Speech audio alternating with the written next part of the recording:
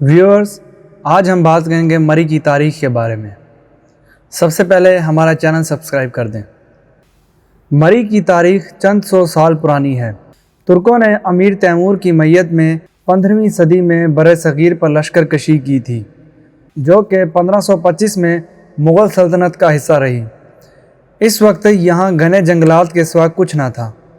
جب یہ علاقہ مہاراجہ کشمیر کی عملداری میں تھا تو اس خطے کے لوگوں پر ظلم کے پہاڑ توڑے گئے۔ کشمیر کے ڈوگرا حکمرانوں نے اس علاقے پر اپنا قبضہ مضبوط کرنے کی خاطر مری سے کوہالہ کا راستہ بنوایا۔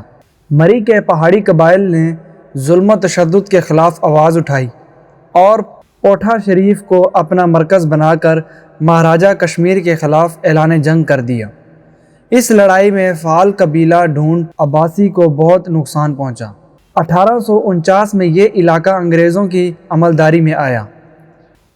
بعض لوگوں کا خیال ہے کہ انگریزوں نے مکرو و فریب سے مری کا یہ علاقہ راجگان سے 1855 میں صرف 1940 روپے کی یکمشت ادائیگی کر کے حاصل کر لیا۔ ایک اور بھی کہانی مشہور ہے کہ سودے کے بعد مری کے راجگان نے انگریز کو 10 روپے واپس کر دیے اور اس سے کہا کہ آپ میم صاحبہ کو کپڑے لے کر دینا، کیونکہ اس نے انگریزوں کا شارٹ لباس پہنا ہوا تھا۔ اس لیے لوگوں نے سوچا کہ اس کے پاس لباس لینے کے پیسے نہیں۔ بہرحال یہ حقیقت ہے کہ مری کے 11 دیہات انگریزوں نے خرید لیے اور مالکان کو کل 2050 روپے دیے۔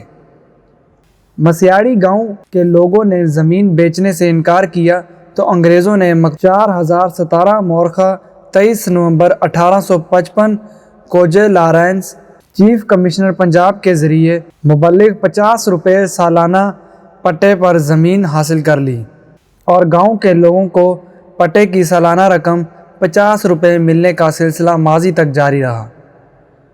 مری کی تعمیر و ترقی کا سلسلہ انگریزوں کے مرہون منت ہے۔ اگر وہ یہاں دلچسپی نہ لیتے تو مری ایسا نہ ہوتا۔ امید ہے آپ کو ہماری یہ ویڈیو پسند آئی ہوگی۔